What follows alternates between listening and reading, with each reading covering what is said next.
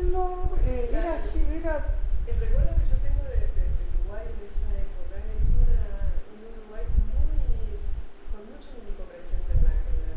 Yo me acuerdo de las inundaciones, que toda la escuela avellaneda llena de inundados y los médicos siendo los que de combate ofreciendo servicios públicos. De hecho, también por aquellos años eran los milicos que habían construido el puente para ir a Bacopelay, claro, que era un puente militar. Estaban presentes en la vida pública en acciones que hoy tal vez desarrolla la municipalidad u otro organismo del Estado, claro, o Defensa Civil o los bomberos, claro, pero los soldados, bueno, porque había 500, 600 muchachones ahí rascándose las pelotas en el servicio militar. ¿Qué recuerdo? A uno de los chicos de al lado, por aquellos años, le toca el servicio militar. Entonces, recuerdo que fuimos a verlo, porque era como un acontecimiento, supongo yo, cuando el día que todos los soldados salían marchando, caminando al entrenamiento, al primer entrenamiento, ni bien ingresaba ¿cómo se dice? La clase, ¿no? Y entonces el primer entrenamiento era como una especie de campamento, digamos, de un mes, ahí en San Joaquín. Entonces salían con todo el pertrecho al hombro, caminando hasta San Joaquín de Miraflores. Y entonces fuimos a ver a los soldados, porque la gente iba a ver a los soldados que marchaban al entrenamiento, porque iba la familia, porque alguno tenía un hijo, ¿no?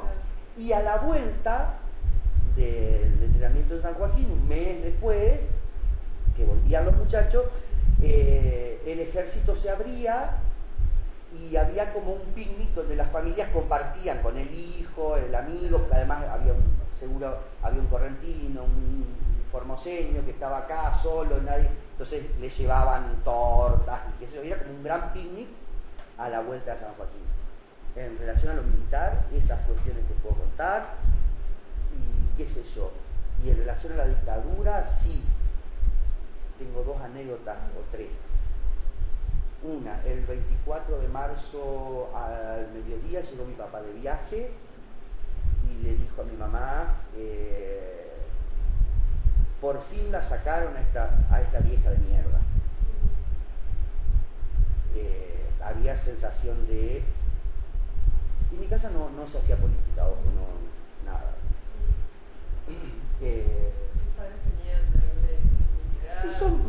Son mayormente peronistas, pero votaron a Alfonsín y votaron a De la Rúa. O sea, no cautivamente peronistas. O sea, si se aparece Perón hoy, sí van y lo votan, por supuesto, naturalmente. Y después, una tía que vivía en Buenos Aires, un día le dio a mi papá un montón de libros y de discos que mi papá trajo para casa. Yo de todo esto me di cuenta de grande después, ¿no? ¿Por qué habían traído eso? Y entre esos discos había un disco que tenía canciones de Mercedes Sosa y de varios cantores, y entre ellas estaba aquello de Para el pueblo que del pueblo. Yo lo escuchaba porque era pegadizo, era lindo en un tocadisco grande. Y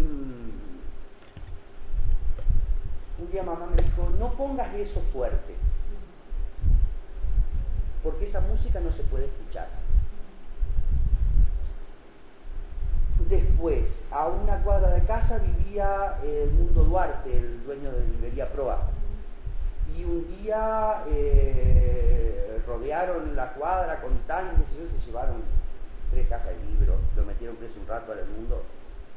No sabíamos por qué. Y después, a una media cuadra para la otra, vive el Eladio Burgos, que era comunista, que creo que cada vez que había un golpe de Estado él salía solo y se iba a la comisaría y decía, vengo a que me pongas preso un rato. Sí, porque el Eladio era comunista, nada más.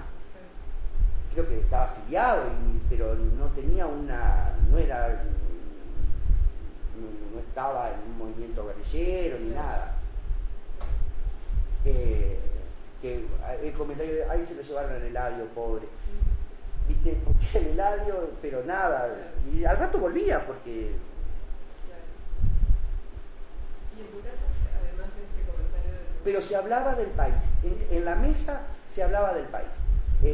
Se hablaba de política sin hablar de un partido, pero siempre, hasta el día de hoy, en la mesa se habla del país, de lo que está pasando, de que la gente está quedando sin trabajo, de que qué barbaridad la inflación, y de esas cosas siempre se habló.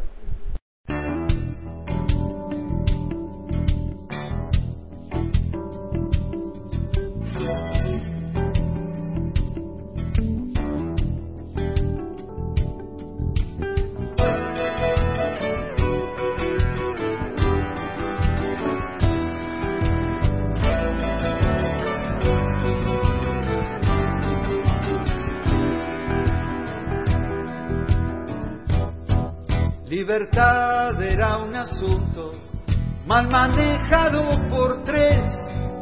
Libertad era almirante, general o brigadier. Para el pueblo lo que es del pueblo, porque el pueblo se lo gana.